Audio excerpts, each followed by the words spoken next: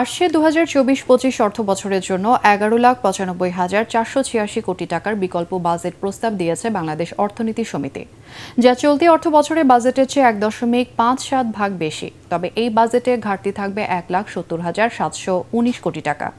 বিদেশে পাচার করা কালো টাকা ফিরিয়ে আনতে স্বাধীন কমিশন গঠনের প্রস্তাবও দিয়েছে তারা। আরও জানাচ্ছেন শারফুল আলম।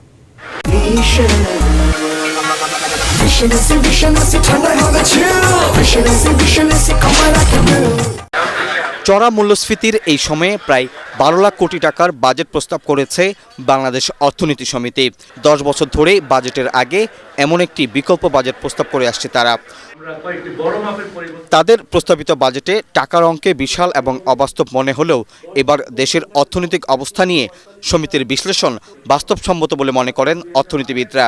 আমাদের প্রস্তাবিত মোট বাজেট সরকার প্রস্তাবিত চলমান অর্থবছরের বাজেটের তুলনায় ১.৫৭ গুণ বড়, কিন্তু আমাদের প্রস্তাবিত বাজেট ঘাটতি মোট বাজেটের ১৪.৩%, অথচ সরকারি বাজেটে তা ৩৪%। আমাদের প্রস্তাবিত বাজেট হবে এক কথায় নিঃশর্ত উন্নয়ন অভিমুখী, আর একই সাথে বৈষম্য হ্রাসকারী এবং বৈষম্য হ্রাসের মাধ্যমে প্রকৃতির প্রতি আনুগত্য বজায় রেখেই সুস্থ প্রবৃদ্ধি নিশ্চিতকারী। অর্থনীতিবিদরা জানান, সীমাহীন দুর্নীতি আর লাগামহীন কালো টাকা দৌরাত্মে বাড়ছে ধনী গরিবের বৈষম্য। এসব কারণে সমাজের প্রতিটি স্তরে দেখা যাচ্ছে অন্যায্যতা। অর্থনীতি সমিতি বলছে, বাজেটের আকার যাই হোক না কেন, সাধারণ মানুষকে স্বস্তি দিতে চাইলে সরকারকে মুক্তিযুদ্ধের মূল মন্ত্রে ফিরতে হবে। ঋণখেলাপি, লুটেরা আর অর্থ পাচারকারীদের হাত থেকে দেশকে বাঁচাতে রাজনৈতিক সদিচ্ছা দরকার বলে মনে করেন অর্থনীতিবিদরা। দুর্নীতি, কালো টাকা, অর্থ পাচার সংশ্লিষ্ট বিষয়ে একটি স্বাধীন commission, independent commission on corruption, black money and money laundering গঠন করা হোক।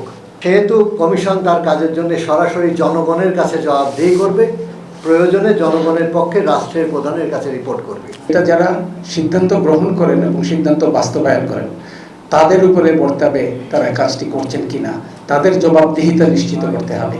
প্রগতিশীল উদার গণতান্ত্রিক কল্যাণ রাষ্ট্র, সেই দিকে যদি আমাদের হাঁটতে হয় তাহলে আমাদেরকে স্বপ্নটা সম্প্রসারিত করতে হবে এবং স্বপ্ন বাস্তবায়নের চেষ্টা করতে হবে, এবং সেখানে যারা বাধা দেয় তাদেরকে নিয়ন্ত্রণ করতে হবে, তাদেরকে দমন করতে হবে। বিকল্প বাজেট প্রস্তাবনার পাশাপাশি বেশ কিছু কাঠামোগত সংস্কারের প্রস্তাবও দিয়েছে বাংলাদেশ অর্থনীতি সমিতি। শারফুল আলম, এটিএন বাংলা, ঢাকা।